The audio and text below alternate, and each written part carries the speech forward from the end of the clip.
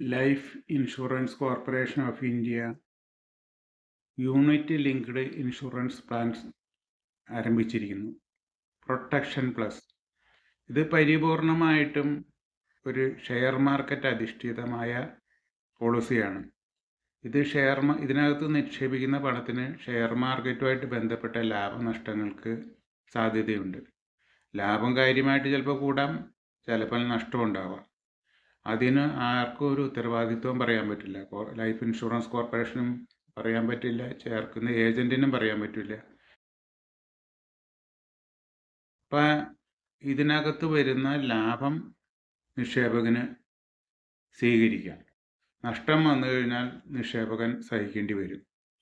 ഉദാഹരണം പറഞ്ഞു കഴിഞ്ഞാൽ നാം സ്വർണം വാങ്ങിച്ചു വെച്ചു. സ്വർണത്തിന് ഭീമമായ വില വർധനവ് വന്നു കഴിഞ്ഞാൽ നമുക്കത് ലാഭമായിട്ട് കിട്ടും. സ്വർണത്തിന് വില കുറഞ്ഞു കഴിഞ്ഞാൽ നമുക്ക് നഷ്ടമാവും. അത്രയേ ഉള്ളൂ ഇതിൻ്റെ സിമ്പിളായ ഒരു ഉദാഹരണം പറയുന്നതിന്. ഇന്ന് ധാരാളം ആളുകൾ നിക്ഷേപത്തിന് കൂടിയ വരുമാനത്തിന് വേണ്ടി വിവിധ തലങ്ങളിൽ നിക്ഷേപം നടത്തുന്നുണ്ട്. അങ്ങനെ നിക്ഷേപം നടത്തുന്ന വ്യക്തികൾക്കുണ്ടാകുന്ന സാമ്പത്തിക നഷ്ടം നമുക്ക് ദൈനംദിനം പത്രത്തിലും ചാനലുകളിലും കാണാവുന്നതാണ്.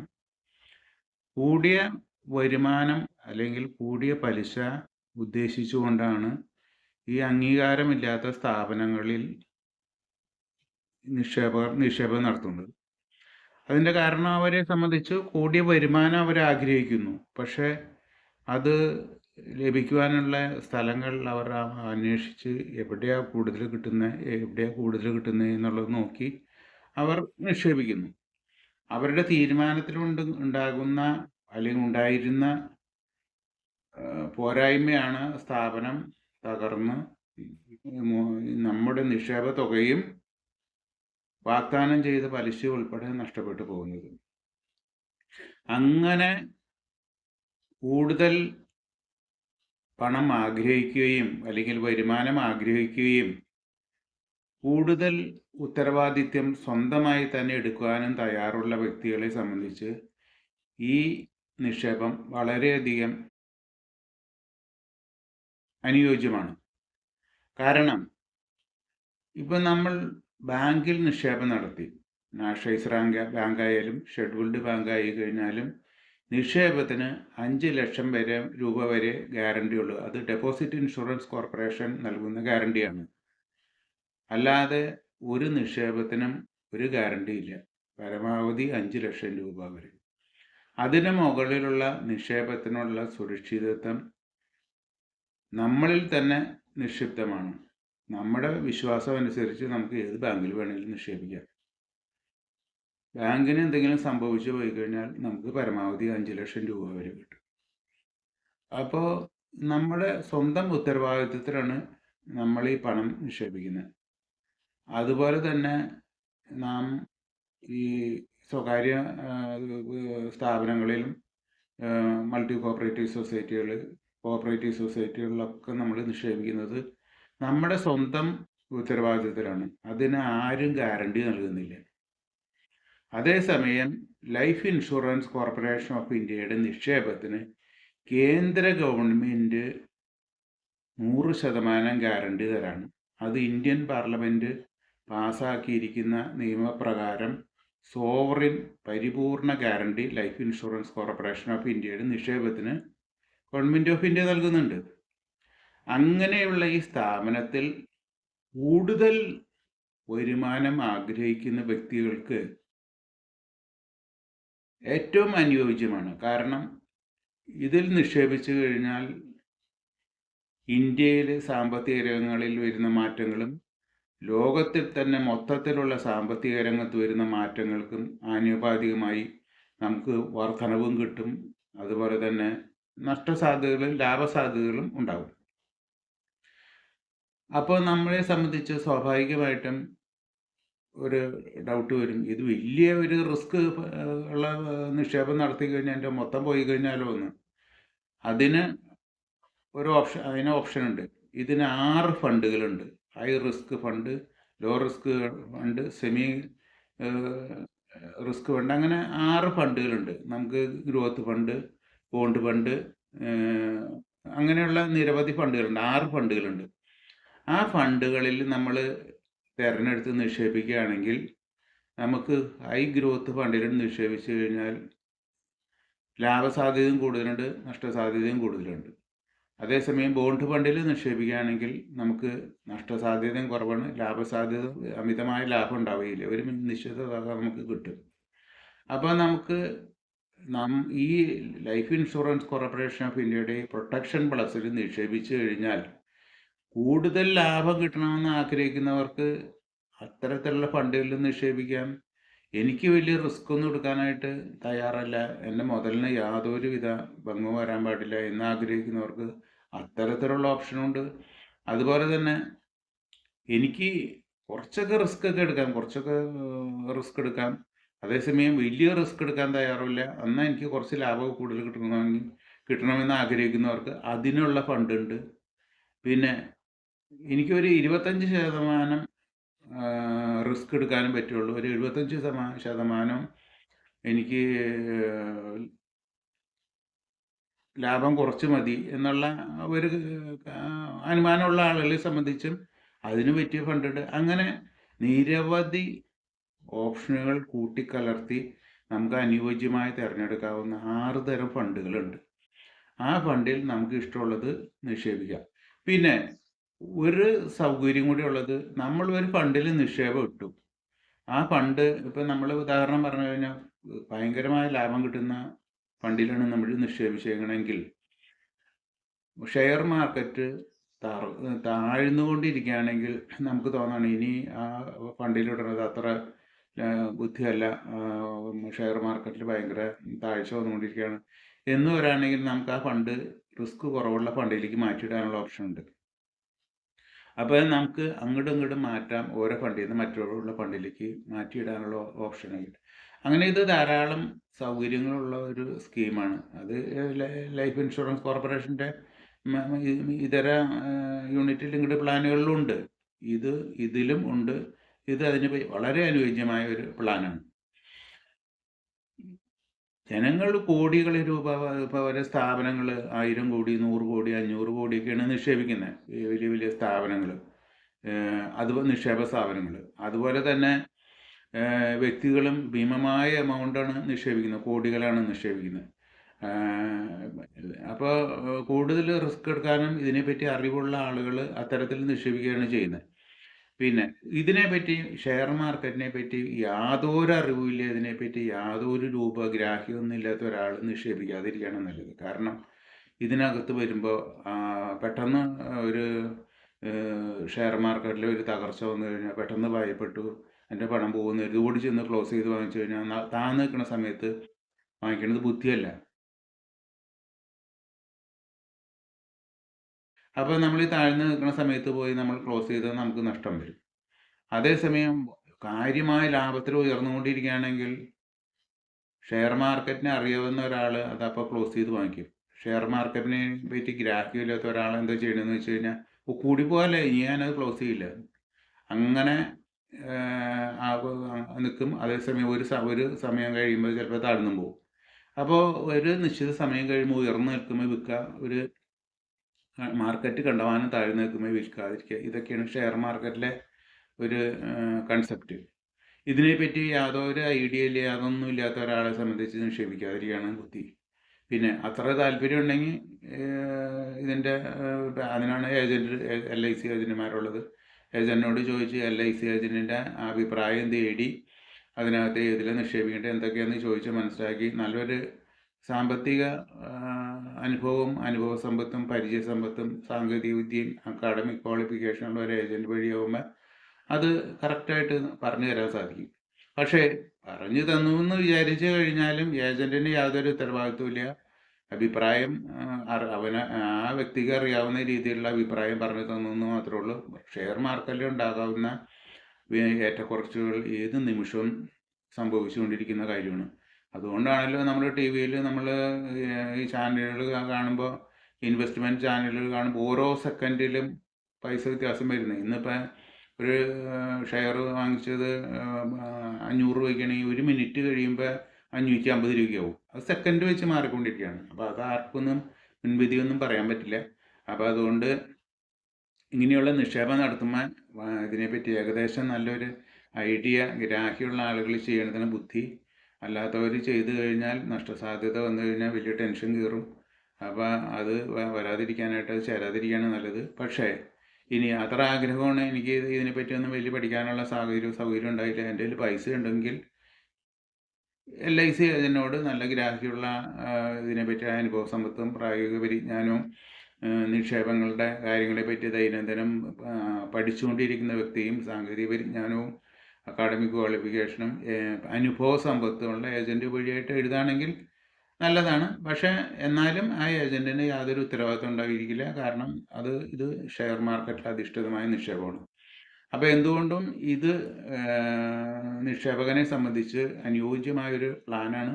ഇതൊക്കെ പറയുന്നത് മുൻകാല അനുഭവങ്ങളും കാര്യങ്ങളും അതുപോലെ ഇന്ത്യൻ സാമ്പത്തിക രംഗത്തുണ്ടാകാവുന്ന മാറ്റങ്ങളും മാറിക്കൊണ്ടിരിക്കുന്ന കാര്യങ്ങളും അതുപോലെ ആഗോളതലത്തിലുള്ള സാമ്പത്തിക മാറ്റങ്ങളും ഇതൊക്കെ ദൈനംദിനം പത്രത്തിലും ചാനലുകളിലും സോഷ്യൽ മീഡിയകളിലും യൂട്യൂബിലും അതുപോലെയുള്ള കാര്യങ്ങളിലൊക്കെ മനസ്സിലാക്കി അതിൽ നിന്നൊക്കെ കിട്ടിയ ഗ്രാഹ്യവും അനുഭവ സമ്പത്തും വെച്ചിട്ടാണ് നമ്മളീ പറയുന്നത്. അപ്പോൾ ഇങ്ങനെയുള്ള കാര്യങ്ങളെ പറ്റിയൊക്കെ ദൈനംദിനം അവയർനെസ്സും കാര്യങ്ങൾ പഠിക്കുകയും വിലയിരുത്തുകയും അതിനെപ്പറ്റി ഒരു തീരുമാനം എടുക്കാനുള്ള അനുഭവ സമ്പത്തുള്ള ഒരു ഏജൻറ്റ് വഴിയായിട്ട് കൈകാര്യം ചെയ്യുകയാണെങ്കിൽ കാര്യങ്ങൾ എളുപ്പമുണ്ട്. അതേസമയം ഇപ്പോൾ LIC ഏജൻറ്റ് നാനാതരത്തിലുള്ള ഏജൻറ്റുമാരുണ്ട്. കാരണം അവർ ഏജൻസി എടുത്തു വേറെ തൊഴിലുകളിൽ വ്യാപൃതനാണ്. അവരെ സംബന്ധിച്ച് ഇതിനെപ്പറ്റി ഒന്നും പഠിക്കാനും തയ്യാറൊന്നുമില്ല. അവർ പഠിക്കാൻ സമയമില്ല. അവർ വേറെ ജോലികളിൽ വ്യാപൃതരായിരിക്കുകയാണ്. അപ്പോൾ അവരെ സംബന്ധിച്ച് ഒരു പോളിസി എഴുതുമെന്ന് പറഞ്ഞു ഒരു പോളിസി എഴുതി. അതിനെപ്പറ്റി എന്താണെന്നോ അല്ലെങ്കിൽ വലിയ ഗ്രാഹ്യമൊന്നും ഇല്ലാത്ത ആളുകളെ സംബന്ധിച്ചാണെങ്കിൽ നമ്മൾ അങ്ങനെയുള്ള ആളുകളുടെ എഴുതി കഴിഞ്ഞാൽ അവരുടെ കുറ്റമല്ല. അവർക്കത് പഠിക്കാനുള്ള സമയമില്ല, അതിനുള്ള സാഹചര്യമില്ല, അവർക്ക് വേറെ ജോലിയുണ്ട്, അതുകൊണ്ടാണ്. അല്ലാണ്ട് അത് അവർ മനഃപൂർവ്വമല്ല. അപ്പോൾ നമുക്ക് കൃത്യമായ അഡ്വൈസ് കിട്ടാനായിട്ട് ചിലപ്പോൾ സാധിച്ചു എന്ന് വരില്ല. അതുപോലെ തന്നെ ചിലർ ഇപ്പോൾ ഭാര്യയുടെ പേരിൽ ഏജൻസി എടുത്തു അല്ലെങ്കിൽ ഭർത്താവിൻ്റെ പേരിൽ ഏജൻസി എടുത്തു. അവർ ചിലപ്പോൾ ഈ ഏജൻസി എടുക്കാൻ ആഗ്രഹിക്കുന്ന വ്യക്തിക്ക് അക്കാഡമിക് ക്വാളിഫിക്കേഷൻ ഉണ്ടാവില്ല. അപ്പോൾ അങ്ങനെ വരുമ്പോൾ അവർ സ്വാഭാവികമായിട്ടും അക്കാഡമിക് ക്വാളിഫിക്കേഷൻ ഇല്ലാത്തതിൻ്റെ പേരിൽ ഭാര്യയുടെ പേരിൽ ഭർത്താവിൻ്റെ പേരിൽ ഏജൻസി എടുക്കും. അവരായി കഴിഞ്ഞാലും ധാരാളം പേര് കൃത്യമായി ഇതിൻ്റെ പരിശീലന ക്ലാസ്സുകളിലും മീറ്റിങ്ങുകളിലൊക്കെ അറ്റൻഡ് ചെയ്യലും പഠിക്കുകയും കാര്യങ്ങളൊക്കെ ചെയ്ത് പ്രവർത്തിക്കുന്നവരുണ്ട്. പക്ഷേ ഭൂരിഭാഗം അങ്ങനെയുള്ള ഏജൻറ്റുമാരെ സംബന്ധിച്ച് അവരിത് പഠിക്കാനോ അല്ലെങ്കിൽ അതിനുവേണ്ടി മെനക്കെടാനോ അവർക്ക് ട്രെയിനിങ്ങുകൾ അറ്റൻഡ് ചെയ്യാനോ ഒന്നും സാധിക്കാറില്ല. അപ്പോൾ അങ്ങനെയുള്ള ആളുകളെ സംബന്ധിച്ചായി കഴിഞ്ഞാലും ഇങ്ങനെയുള്ള കാര്യങ്ങളൊന്നും പറഞ്ഞു തരാൻ സാധിക്കില്ല. എല്ലാവരും അല്ല, സാധാരണ കാണുന്ന ഒരു കാര്യമാണ് ഞാൻ പറഞ്ഞത്. അപ്പോൾ അതുകൊണ്ട് ഈ ഷെയർ മാർക്കറ്റിൽ ആയി ബന്ധപ്പെടുന്ന ഒരു വ്യക്തിയെ സംബന്ധിച്ച് വളരെ സൂക്ഷിച്ച് നിക്ഷേപം നടത്തിയില്ലെങ്കിൽ അത് ബുദ്ധിമുട്ടാവും. അപ്പോൾ ഞാനിത് വീണ്ടും വീണ്ടും പറയുന്നതിൻ്റെ കാര്യം നമ്മുടെ അധ്വാനിച്ചുണ്ടാക്കിയ വിലപ്പെട്ട പണം നമ്മൾ ഒരു തീരുമാനം എടുക്കുമ്പോഴുള്ള പോരായ്മ കൊണ്ട് അല്ലെങ്കിൽ നമ്മൾ വേണ്ട തരത്തിലുള്ള ഒരു ഉപദേശം കിട്ടാത്തത് കൊണ്ട് സംഭവിക്കാതിരിക്കാൻ വേണ്ടിയാണ് ഞാൻ പറയുന്നത്. LICയിൽ അല്ലെങ്കിൽ നിക്ഷേപത്തിന് എപ്പോഴും നടത്തണമെന്നാണ് നമ്മുടെ താല്പര്യം. അതിനു വേണ്ടിയാണ് നമ്മൾ പ്രവർത്തിക്കുകയും പരിശീലിക്കുകയും ദൈനംദിനം കാര്യങ്ങളൊക്കെ അപഗ്രഥിക്കുകയും ചെയ്തുകൊണ്ട് പ്രവർത്തിക്കുന്നത്. പക്ഷേ ഇതിന് മുൻകരുതൽ വേണ്ടിയിട്ടാണ് ഞാനിങ്ങനെ പറഞ്ഞത്. അപ്പോൾ എന്തുകൊണ്ടും ഇത് നല്ല സ്കീമാണ്, നമുക്ക് ചേരാവുന്നതാണ് എന്ന് ഞാൻ ഈ പറഞ്ഞ കാര്യങ്ങളൊക്കെ വിലയിരുത്തി എത്രയും വേഗം സാധിക്കുന്നവർ നിക്ഷേപം നടത്തും. പ്രൊട്ടക്ഷൻ പ്ലസ് ഒരു ലിമിറ്റഡ് പേയ്മെൻറ്റ് ULIP പ്ലാനാണ്. നമുക്ക് സാമ്പത്തികമായിട്ട് പലതരത്തിലും അത് ക്രിയേറ്റ് ചെയ്തെടുക്കാം. അതായത് ഫണ്ട് കൂടുതൽ നമുക്ക് വരുമ്പോൾ അതിനകത്തേക്ക് ആഡ് ചെയ്ത് നമുക്കത് ഫണ്ട് നമ്മുടെ വോളിയം കൂട്ടാൻ സാധിക്കും. അതായത് ടോപ്പ് അപ്പ് ചെയ്യുക. അതായത് ഇപ്പോൾ നമ്മുടെ അതിൽ ഒരു ബൾക്കായ എമൗണ്ട് അവിടെ ഉണ്ട്, ആ എമൗണ്ടിലേക്ക് നമുക്ക് കുറച്ച് എമൗണ്ട് കൂടി ചേർക്കണമെങ്കിൽ സാധിക്കും. ടോപ്പ് അപ്പ് ചെയ്യാനുള്ള സൗകര്യമുണ്ട്. അതുപോലെ നമുക്കൊരു ഈ ഫണ്ടിൽ നിന്ന് നമുക്ക് കുറച്ച് എമൗണ്ട് വിഡ്രോ ചെയ്യണം. നമുക്ക് ആവശ്യം പോലെ വിഡ്രോ ചെയ്യാനുള്ള സൗകര്യമുണ്ട്. 6 തരത്തിലുള്ള ഫണ്ട് ഉണ്ട് ഇത്. അത് നമുക്ക് മാറ്റി നമ്മുടെ ഇഷ്ടത്തിനനുസരിച്ച് ലാഭം കൂടുന്നതിൻ്റെ അനുസരിച്ച് നഷ്ടം വരുന്നതിൻ്റെയൊക്കെ സാധ്യത മനസ്സിലാക്കിയിട്ട് ഫണ്ട് അങ്ങോട്ടും ഇങ്ങോട്ടും മാറ്റിയിടാനുള്ള സൗകര്യമുണ്ട്. നമ്മുടെ ലൈഫിൽ വിവിധ കാലങ്ങളിൽ വരുന്ന ആവശ്യങ്ങൾക്കനുസരിച്ച് നമുക്കത് ഉപയോഗപ്പെടുത്താനും സാധിക്കും. പിന്നെ അടുത്തുള്ള ഒരു ഏറ്റവും വലിയ പ്രധാനപ്പെട്ട ഒരു കാര്യം എന്താണെന്ന് വെച്ച് കഴിഞ്ഞാൽ, നമുക്ക് ഇടയ്ക്ക് ഇൻഷുറൻസിൻ്റെ തുക കൂട്ടാനായിട്ട് സാധിക്കും. ഇപ്പോൾ നമ്മളിപ്പോൾ ഒരു പോളിസിയിൽ ഒരു പോളിസിയിൽ നമുക്ക് 50 ലക്ഷത്തിനാണ് അത് 1 ലക്ഷം 1 കോടി ആക്കണം, അല്ലെങ്കിൽ 60 ലക്ഷം ആക്കണം, അല്ലെങ്കിൽ 75 ലക്ഷം ആക്കണം. അതിനുള്ള സൗകര്യമുണ്ട്. ഇൻഷുറൻസ് തുക കൂട്ടാനായിട്ടുള്ള സൗകര്യമുണ്ട്. പിന്നെ ഇത് നമുക്ക് ഹൈ റിസ്ക് പ്ലാനുള്ള ഇതിലേക്ക് മാറ്റാനായിട്ടുള്ള സൗകര്യമുണ്ട്. അതായത് നമുക്ക് 40 ഇരട്ടി വരെ റിസ്ക് കവറേജ് കിട്ടാനായിട്ടുള്ള ഓപ്ഷൻസ് ഉണ്ട്. ഇത് പരിപൂർണമായിട്ടും ഷെയർ ലിങ്ക്ഡ് പ്ലാനാണ്. ഷെയർ മാർക്കറ്റിൽ അധിഷ്ഠിതമാണ്. ഷെയർ മാർക്കറ്റിൽ വരുന്ന ലാഭനഷ്ടങ്ങൾ നമ്മൾ വിധേയമായിട്ടായിരിക്കും ഉള്ളത്. ഒരു നിശ്ചിത കാലം വരെ നമ്മൾ പ്രീമിയം അടച്ചാൽ മതി. മുഴുവൻ കാലം നമ്മൾ പ്രീമിയം അടയ്ക്കണമെന്നില്ല. അതായത് ഇപ്പോൾ നമ്മൾ 10 വർഷത്തെ 15 വർഷത്തെ 20 വർഷത്തെ 25 വർഷത്തെ പോളിസി ചേർന്ന് കഴിഞ്ഞാൽ ഈ കാലം മുഴുവൻ പ്രീമിയം അടയ്ക്കേണ്ട ആവശ്യമില്ല. 5 വർഷം 7 വർഷം 10 വർഷം എന്നുള്ള ഷോർട്ട് ടൈം അവൈലബിൾ ആണ്. പോളിസിയുടെ കാലാവധി 10 വർഷം 15 വർഷം 20 വർഷം 25 വർഷം അങ്ങനെയായിരിക്കും. അപ്പോൾ നമ്മൾ 10 വർഷത്തെ പോളിസി ചേർന്ന് കഴിഞ്ഞാൽ നമ്മൾ 5 വർഷം പ്രീമിയം അടച്ചു വെച്ചാൽ മതി. അപ്പോൾ പോളിസിയുടെ കാലം മുഴുവനായിട്ട് പ്രീമിയം അടയ്ക്കേണ്ട. അത് നമ്മൾ ഓപ്റ്റ് ചെയ്യണത് നമ്മുടെ ഇഷ്ടത്തിനനുസരിച്ച് നമ്മളെ സൗകര്യപ്രദമായ രീതിയിൽ നമുക്ക് സെലക്ട് ചെയ്തെടുക്കാവുന്നുള്ളൂ. അതുപോലെ തന്നെ ഇത് ഒരു വാർഷിക premium 60,000, half yearly premium 30,000, quarterly premium 15,000, monthly premium 5,000 ഈ തരത്തിലാണ് ഇത് വരുന്നത്. അതേസമയം പ്രീമിയം അടയ്ക്കുന്ന കാലാവധി 15 വർഷമാണെങ്കിൽ നമുക്ക് 20 വർഷം 15 വർഷം 25 വർഷം ഇങ്ങനെയുള്ള സൗകര്യമുണ്ട്. അതിന് നമുക്ക് വാർഷിക premium 36,000, half yearly 18,000, quarterly 9,000, monthly 3,000 അതിനുള്ള ഓപ്ഷൻസ് ഉണ്ട്. ഇതിനകത്ത് ചേരുന്നതിനുള്ള ഏറ്റവും കുറഞ്ഞ പ്രായം 18 വയസ്സാണ്. കൂടിയ പ്രായം 5 വർഷത്തെ പ്രീമിയം കാലാവധിയാണെങ്കിൽ 50 വയസ്സാണ്. 7 വർഷം അഥവാ 10 വർഷം അഥവാ 15 വർഷം പ്രീമിയം പേയിങ് കാലാവധി ആണെങ്കിൽ നമുക്ക് 65 വയസ്സ് വരെ കിട്ടും. അതായത് നമ്മൾ പ്രീമിയം അടയ്ക്കുന്നത് 10 വർഷത്തെയോ 15 വർഷത്തെയോ 7 വർഷത്തെയോ ആണെങ്കിൽ നമുക്ക് 65 വയസ്സ് വരെ.